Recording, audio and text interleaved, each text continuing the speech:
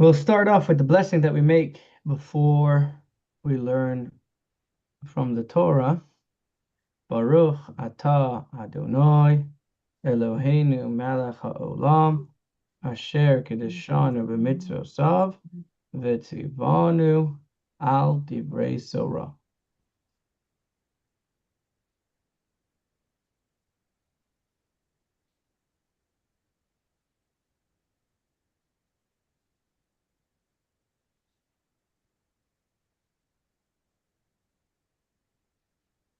So we mentioned that about the perfume that a Talmud a Torah scholar should not go out perfumed into the marketplace. Now, that does not mean that a Torah scholar should not wear deodorant.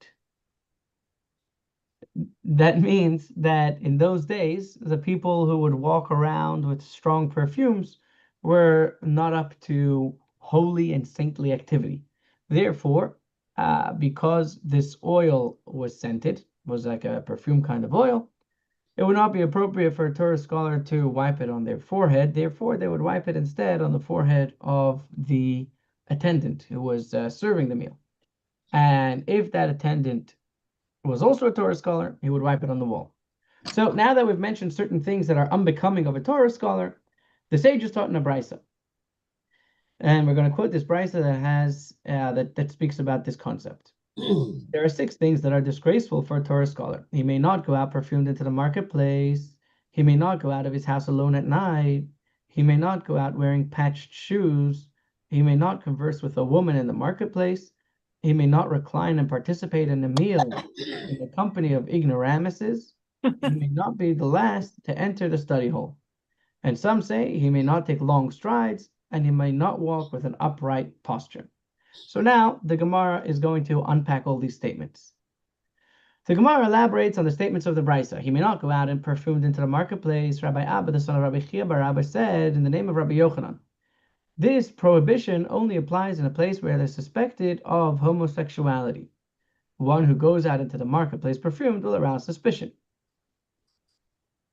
Rav Shesha said, we only said this with regard to his clothing that was perfumed, but with regard to his body is permitted, as his sweat causes the fragrance to dissipate. Rav Papa said, in this regard, his hair is considered like his clothing, and some say his hair is considered like his body. In other words, can you wear like strong shampoo? He may not go out of his night. He may not go out of his house alone at night because of suspicion of promiscuity, and therefore this was only prohibited if he does not have a set time during the night to study with his teacher. However, if he has a set time, everyone knows that he's going to study with his teacher at his set time, and they will not be suspicious of him, right? If there's a men's get together and everybody knows that that's where he's going to, or there's a basketball game or something, oh, that's not Torah scholar, but if everybody knows where you're going, then that suspicion does not apply. He may not going out wearing patched shoes. This supports the statement of Rabbi Chia bar Abba. As Rabbi Chia bar Abba said, it is disgraceful for a Torah scholar to go out wearing patched shoes. The Gemara challenges, is this so? Didn't Rabbi Chia bar Abba himself wear patched shoes? Mar Zutra, the son of Rav Nachman, said it is only prohibited when the shoe has a patch upon a patch. And we only said this with regard to patches on the upper part of the shoe, but if the patch is on the sole, it does not apply. And with regard to patches on the upper part of the shoe, we only said this when he is out on the road, but in his house, we need not be concerned. And we only said this with regard to the summer, when the patches would be visible to all, but during the raining season, where the mud obscures the view of the patches, we need not be concerned. So I have a question for you guys. Well, we said at the beginning about issues that people might suspect a person of promiscuity. I could understand that those kind of actions or that could lead to suspicion are not appropriate for a Torah scholar. But what is wrong with a Torah scholar going out of the house with patched shoes?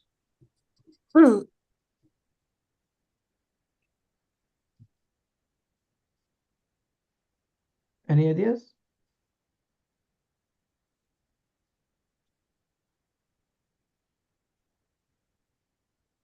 Other than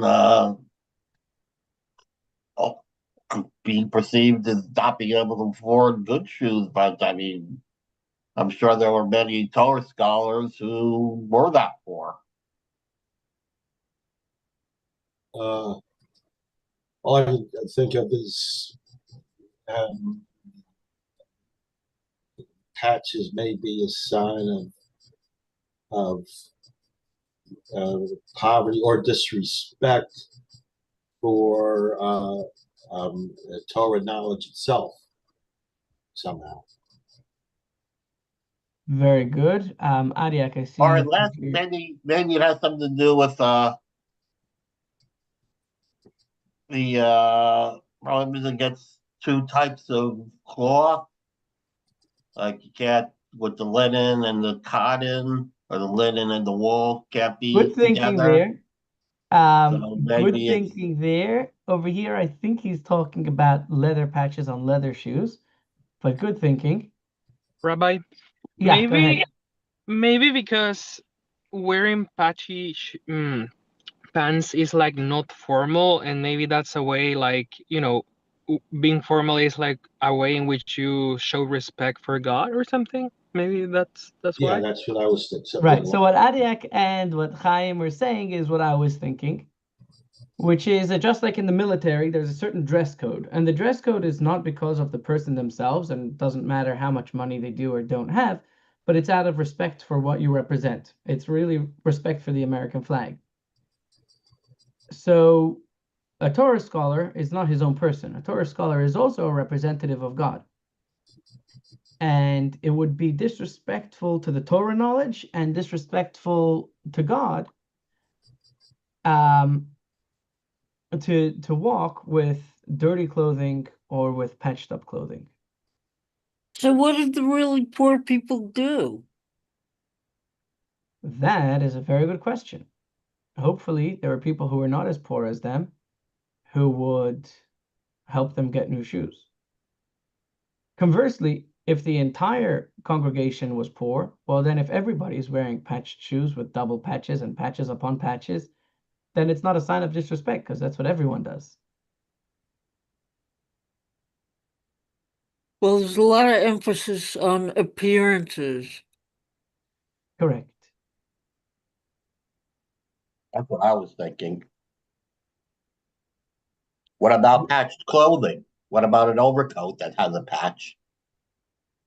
So we're going to learn more about that later, but similar thing. It says if a Torah scholar walks around with stained clothing, it's no good.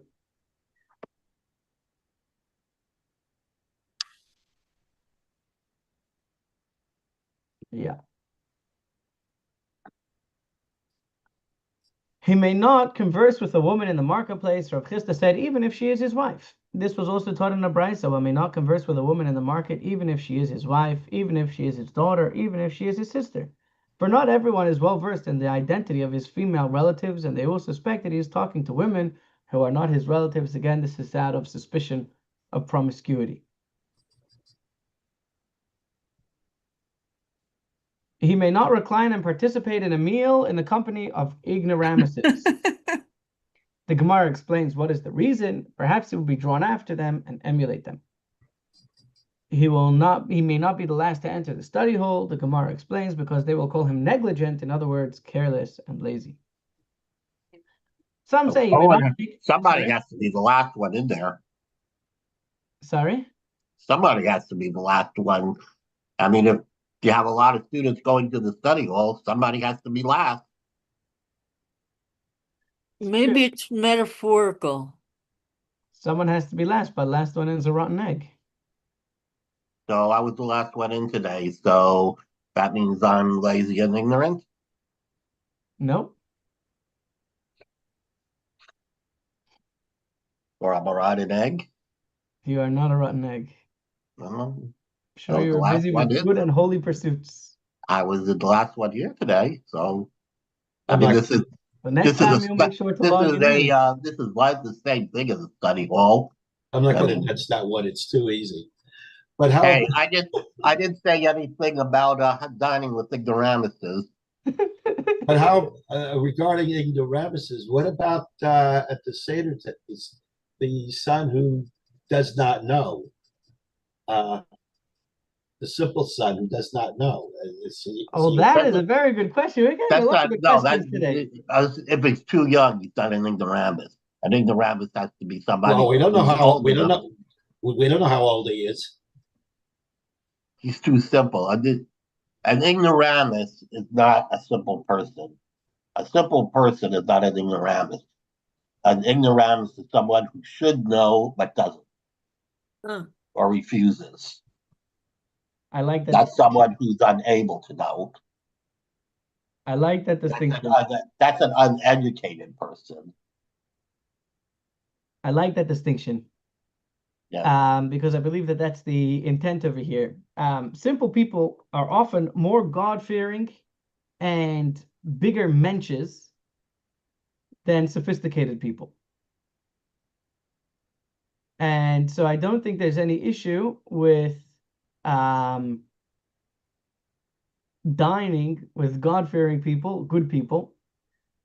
I believe that the issue over there is if, let's say, there's a group of well, not good for nothings, but people who are actively not interested in pursuing a higher calling.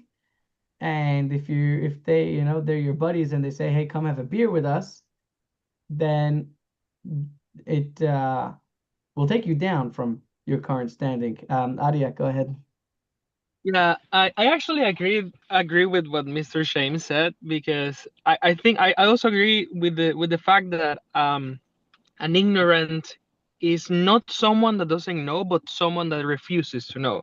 It's like basically someone that has the truth in front of his face, and then that person is like, no, I don't believe in this, or like, no, this is not the truth, or something like this. We're seeing a lot of that lately with regards to Israel. You give them all the facts and they say, and they just walk away and say, no, it's not true. Yeah, this is true. Willful ignorance. Exactly. Some say he may not take long strides. As the master said, a long stride takes away 1/500th of a person's eyesight. And you don't want to lose your eyesight. The Gemara asks, what is his remedy if he took long strides? And here's something that you may notice when I say Kiddush at Friday night when the candles are burning, that when I say Savri Marnan, I gaze at the candles, the candlesticks. So if you're ever wondering why that happened, then this is the reason. The Gemara asks, what is his remedy if he took long strides? The Gemara responds, he can restore it by drinking the wine of Kiddush on Shabbat Eve. He may not walk with an upright posture, but slightly bowed. As the master said, one who walks with his head with an upright posture, that would be like with your nose in the air, and in an arrogant manner, even 4 cubits. It is as if he is pushing away the feet of the divine presence, as it is written, the entire world is full of God's glory. And one who walks in an arrogant way shows a lack of regard for the glory and honor of God that is surrounding him, and thereby chases God from that place. Page 43b, complete. 44a. We are making strides, so long as the page will load. Huh. Oh, new Mishnah. Okay. Now, here is more rules about blessings. And the general rule that we're going to follow is that if you have something which is the purpose of what you're eating and something else which you're eating just circumstantially, the circumstantial thing that you're eating does not require a blessing. I'm going to bring 2 examples over here. The salt and the lime that you drink with, that you have together with a shot of tequila. The salt and the lime is, you don't need salt and you don't need the lime. It's just because of the taste of the tequila. Am I right? No. Yeah. Same thing is if you're drinking water to swallow a pill or a medication. You don't need the water, you're not thirsty. You just need some way to get that pill down your throat. So you would not make a blessing on the water. Okay, says the Mishnah. If they brought salted fruit before him to eat first and bread with it, he recites a blessing over the salted food and thereby exempts the bread, because the salted food is primary while the bread is secondary to it. For example, if you're eating a piece of herring and you want to eat it with a cracker or with a piece of bread because the herring is too salty, then you would not have to make a blessing on the bread or the cracker. This is the principle. Any food that is primary and a secondary food is with it, one recites the blessing over the primary, and in doing so, exempts the secondary from its own blessing. Parenthetically, now that we're talking about herring, you know why the ocean is so salty? Why? Because of all the herring. Well, I mean, but is the herring really primary before bread? I mean, bread is the most fundamental. So that is a very good question. Well, that And makes the sense. answer depends on intent, meaning Right. if you And how it's being used. right. So if you're sitting down for a meal, then yes, first you would wash on bread, and then you want to have the herring as part of it, so then you'll take it. But if you just wanted to have a piece of herring, you had a strong craving for a piece of herring, but you can't eat it on its own because it's too salty, so you need a little bit of bread with it, that bread would not require a blessing.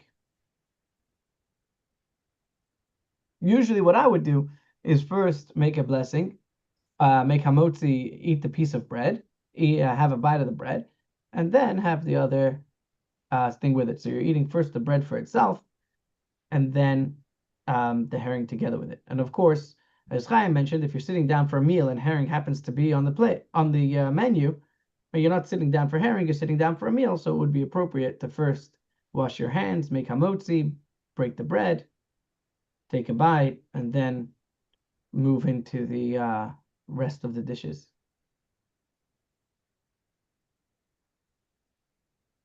Okay. The Gemara asks exactly the same question that Zalman asked. Is there circumstances where salted food is primary and bread is secondary? Generally, no meal has a salted food item as its primary component. Rav Acha, the son of Rav Avira, said in the name of Rav Ashi, this halacha was taught with regard to those who eat the fruits of genosar, which are extremely sweet, and which would be eaten along with salted foods in order to temper the sweetness. They would eat bread along with those salted foods. Interesting. So it's like a secondary to the secondary. They're trying to eat this fruit. The fruit is way too sweet. So they eat salted foods together with the sweet. The salted food, now you eat together with bread. So the main thing that you're trying to eat is the fruit. And secondary to that, you're eating the salted foods, and tertiary to that, you're eating the bread.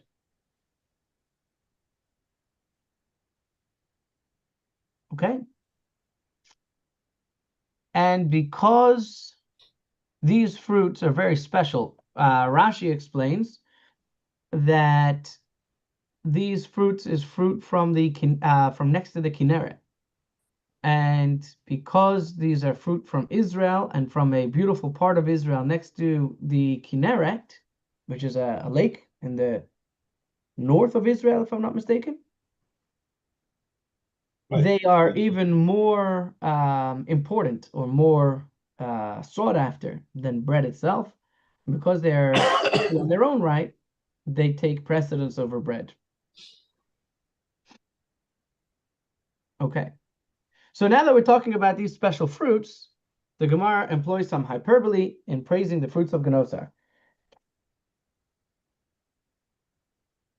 Rabbi Bar Chana said, when we would go after Rabbi Yochanan to eat the fruits of Genosar, when we were 100 people together, each and every one of us would bring him 10 fruits.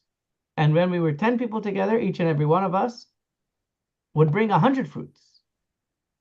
And each 100 fruits would require a basket which could contain 3 sa'ah to hold them. So we're talking about 1,000 fruits. Of course, hyperbole. And Rabbi Yochanan would eat them all and was prepared to swear that he had not tasted any food.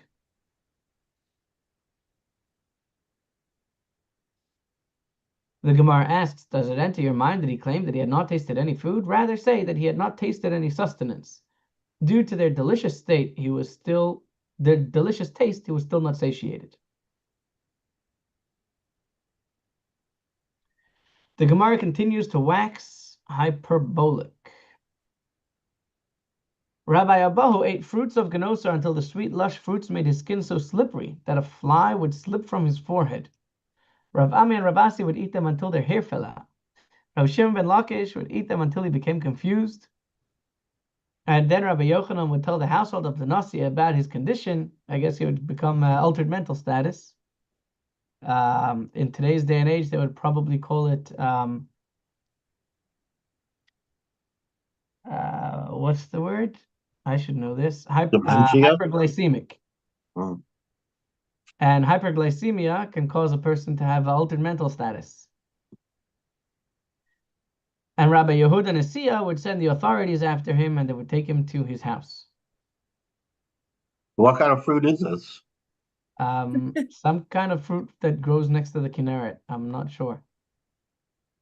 I'd like to try it. Sounds good. It does, right? On a similar note, the Gemara relates. When Rav Dimi came, this is all hyperbole, so let's remember that. But the point is that they are very sought after, these fruits. My wife told me she heard once a story about some lady who tried making kombucha for her family, which is some sort of a fermented fruit drink. And she didn't know what she was doing and basically let it ferment and turn into alcohol and got her whole family drunk. On a similar note, the Gemara relates when Rav Dimi came from Eretz Yisrael to Babylonia, he said King Yanai had a city on the king's mountain, from which they would take 600,000 bowls of sardines for those cutting figs off the trees during the course of the week, from Shabbat Eve to Shabbat Eve. There were so many workers, and the fruit was so sweet that they needed such a vast quantity of salted fish to enable them to continue with their work.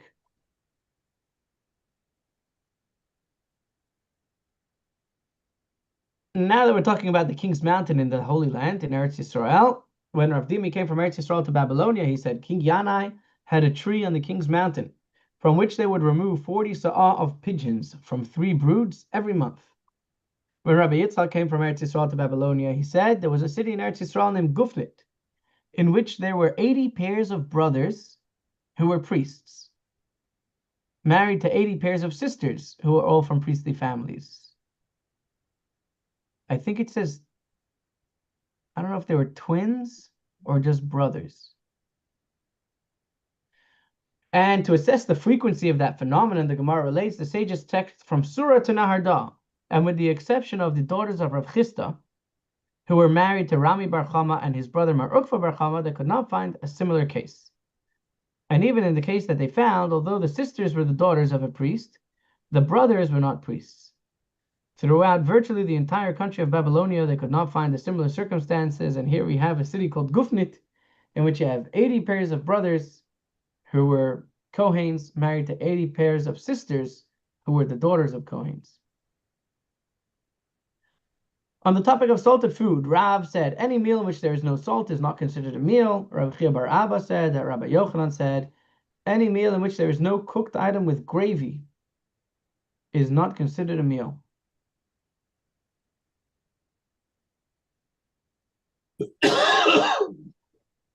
Says the Mishnah, one who ate from the fruit for with which Eretz Yisrael was praised, which are grapes, figs, and pomegranates.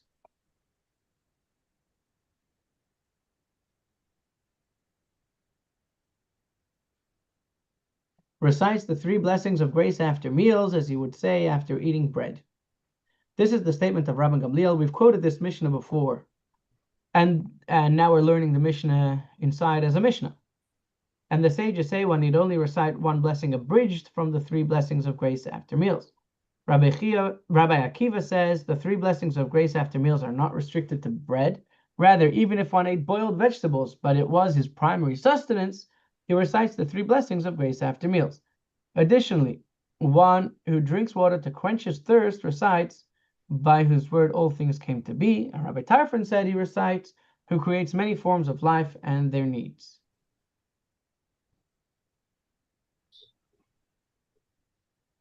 The Gemara asks a question. What is the reason for the opinion of Rabban Gamliel, who said that if you ate fruits, the kind of fruits, the 7 species with which the land of Israel is praised, you have to recite the full grace after meals?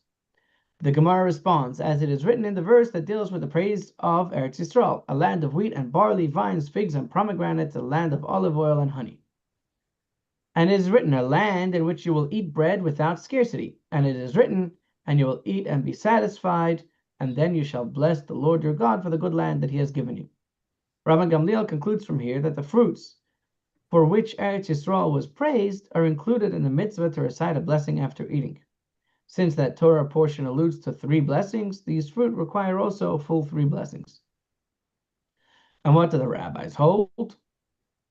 The rabbis hold that the verse, a land in which you will eat bread without scarcity, concluded discussion of that matter. And the mitzvah, you will eat and be satisfied, and you will bless, applies only to bread. And if so, asks the Gemara, according to Rabban Gamliel as well, doesn't land conclude the discussion of that matter?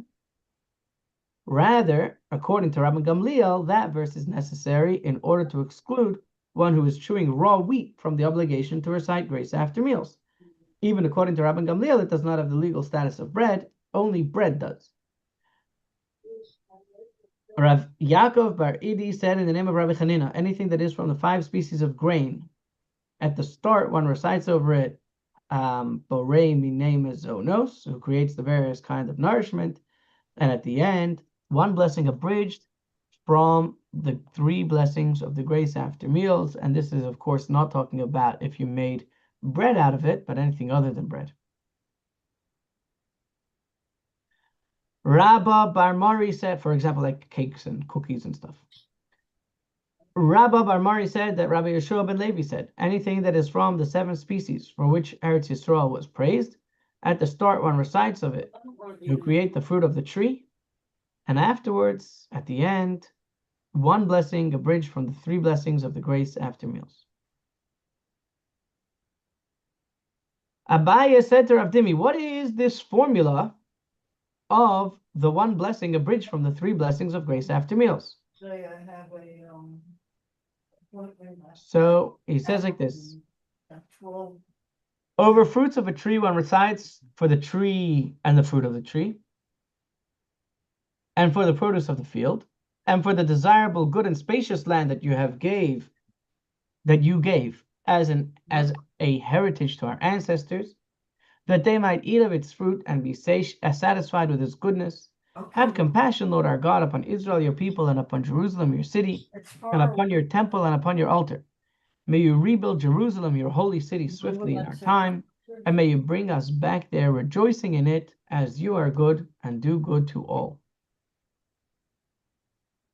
After eating products baked from one of the 5 species of grain, instead of saying for fruit and for the tree of the fruit, we would say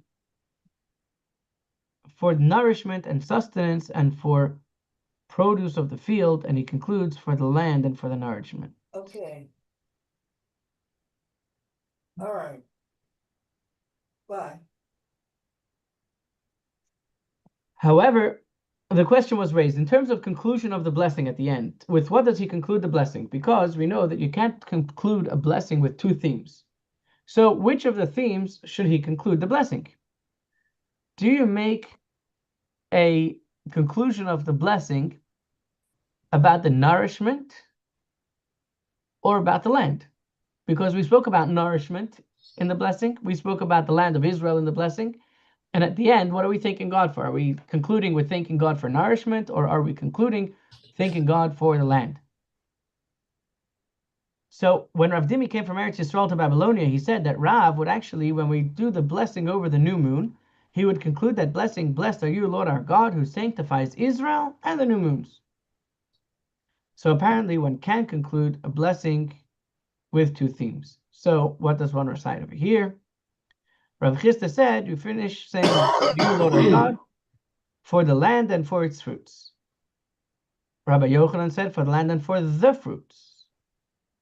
Rav Amram said they do not disagree. This blessing for its fruits is for us in Babylonia. Because we're not in Israel, so we can't say the fruits, we say its fruits of Israel. And this blessing for the fruits is for them who live in Eretz Israel.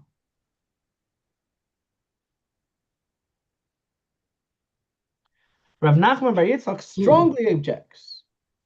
They in the land of Israel are eating the fruits, and we in Babylonia are reciting a blessing. How can we, the residents of Babylonia, recite a blessing for the fruits of Israel while eating the fruits of Babylonia? Rather, reverse the opinions. Rav Chisda said for the land and for the fruits. Rabbi Yochanan said for the land and for its fruits. If you're in the land of Israel, you say thank you, God, for the land and its fruits, because you're eating the fruits of the land of Israel. And if you're outside of Israel, you will say thank you, God, for the land and for the fruits, for the land of Israel, and for the fruits that I am eating now. That was a short page. 44a, complete. On to 44b. Rav Yitzchak bar Avdimi said in the name of Rabbeinu, which is Rav. Over the egg and types of meat, at the start, we've learned this all previously. At the start, one recites by whose word all things came to be, and at the end, who creates the many forms of life. However, after eating vegetables, no, one does not recite a blessing at all. Rav Yitzchak said, even after eating vegetables, one recites a blessing, but after drinking water, no, one does not recite a blessing at all. And Rav Papa said that even after drinking water, one must recite a blessing. Mar Zutra acted in accordance with the opinion of Rabbi Yitzchak bar Avdimi and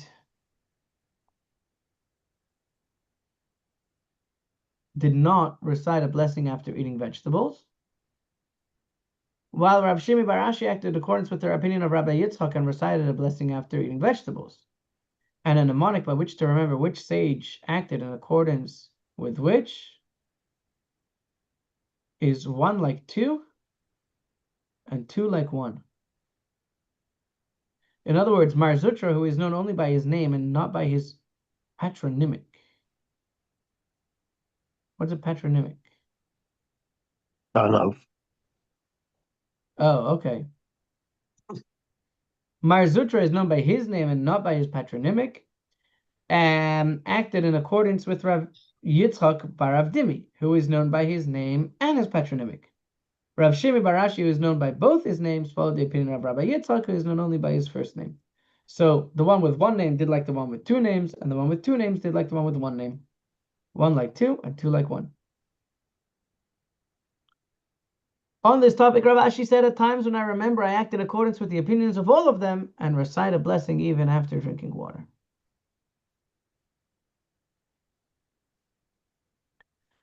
The Gemara now quotes a Mishnah. We learned in a Mishnah anything that requires a blessing thereafter requires a blessing beforehand. And there are items that require a blessing beforehand that do not require a blessing thereafter. So, according to Rav Yitzchak bar Avdimi's opinion, it excludes vegetables from the requirement to recite a blessing thereafter. And according to Rabbi Yitzchak's opinion as well, it excludes water from the requirement to recite a blessing thereafter. However, according to Rav Papa's opinion, what are we excluding? What food requires a blessing before eating, but does not require a blessing after eating?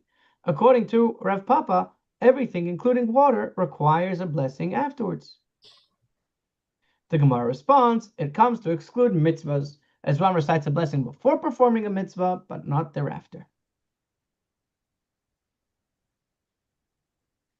The Gemara challenges, what about the residents of the West, in the land of Israel, who after they remove their phylacteries, after they take off their tefillin, they recite, who has made us holy through his mitzvahs and commanded us to keep his laws?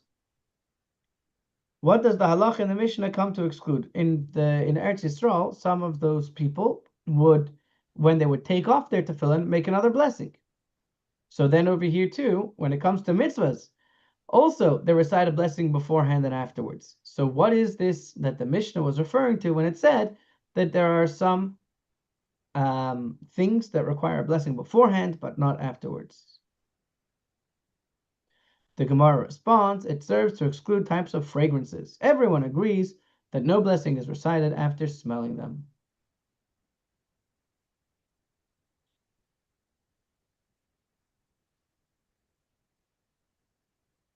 Since the blessing recited over an egg was mentioned, the Gemara recites what Rabbi Yanai said in the name of Rabbi Yehuda Hanasi.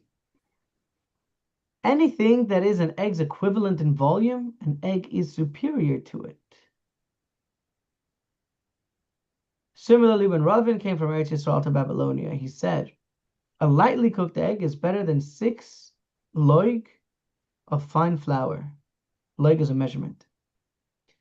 Similarly, when Rav Dimi came from Eretz Yisrael to Babylonia, he said a light cooked egg is better than 6 loig measures of fine flour. A roasted egg is better than 4. And with regard to a cooked egg, they said anything that is the size of an egg is superior to it except for meat. Okay? We learned in a Mishnah that Rabbi Akiva says, even if one ate boiled vegetables, but it is his primary sustenance, he must recite the full 3 blessings of grace after meals as he would after eating bread. The Gemara asks, is there such a thing as a vegetable that when it is boiled, it can become nourishing and become your primary sustenance? Rav Ashi said this was taught with regard to a cabbage stalk, which, at least in those days, was nourishing. It's important to note that our metabolism works differently than the metabolism of our ancestors 2,000 years ago, so don't necessarily take this as medical advice. Similarly, the sages taught in the Brisa dealing with types of sustenance. Meat of the spleen is beneficial for the teeth and harmful for the intestines. Leeks, however, are harmful for the teeth and beneficial to the intestines. They also said that all raw vegetables turn one's face pale. Generally speaking, anything small that has not yet reached its full size is harmful and impedes growth. And any living creature eaten whole, for example, a fully grown fish, not live, of course, restores the soul. And anything close to the soul restores the soul. Cabbage is for nourishment and beets for healing. Woe unto the house through which turnip passes, for it is extremely harmful.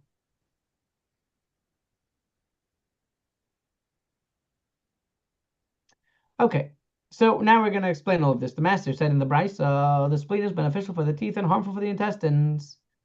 So what do you do if you want to have good teeth, but you don't want your intestines to be ruined? What is its remedy? The Gemara responds, you chew it and you spit it out and throw it away. So that way you get the benefit for your teeth and you don't get the harm for your intestines.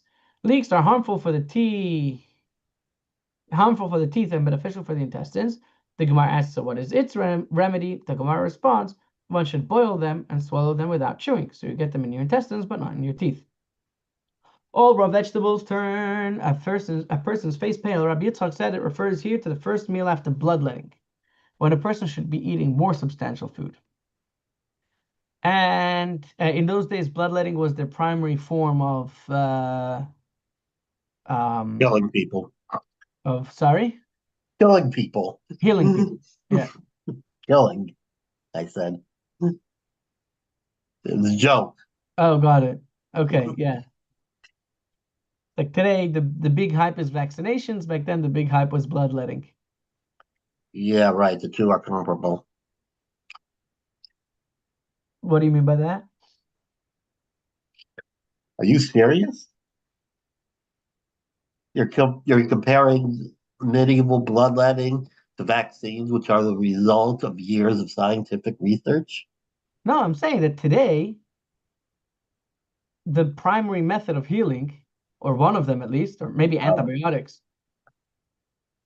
Maybe it's more similar. I'm not saying that you should go and do bloodletting. I'm saying that in those days, if anybody was sick, they would take them to the bloodletter. Oh, yeah. Okay. Yeah. That's why you were Maybe making more it. like antibiotics. Today, anyone sick, they give them antibiotics to get them better. In those days, they didn't yet know about antibiotics. They did bloodletting, and either it worked or it didn't, but we're still here to tell the tale. So I guess not enough people died. Or at least enough people stayed alive. So there's a lot of talk in the Talmud about bloodletting. There were people who would do it as preventative medicine, that every now and again.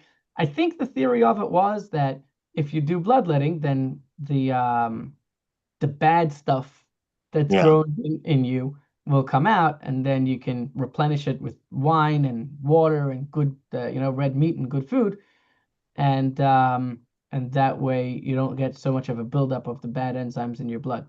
Biles, they call them. Right. Bad yellow bile and green bile and all that. Right, the 4 colors of bile. Yeah. Yeah. Okay. Rabbi Yitzchak said, anyone who eats vegetables before 4 hours of the day, it is forbidden to speak to him. The Gemara asks, what is the reason?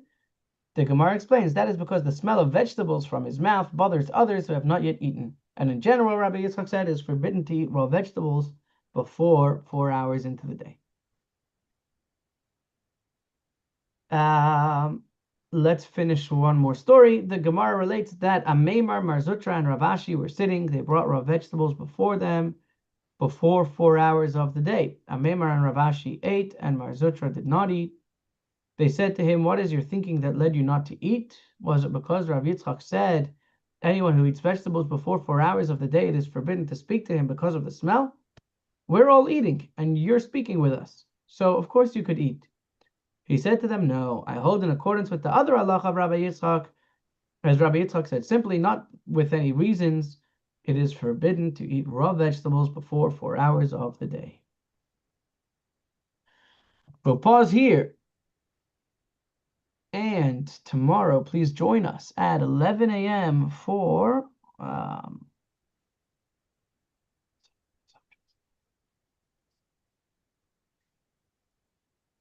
the subject matter of tomorrow's class, God willing, shall be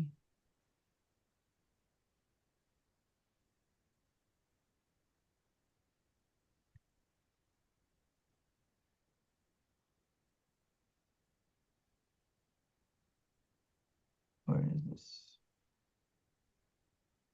Why does God not appear to me? A tale of a child's spiritual quest that reminds us that we too can meet God.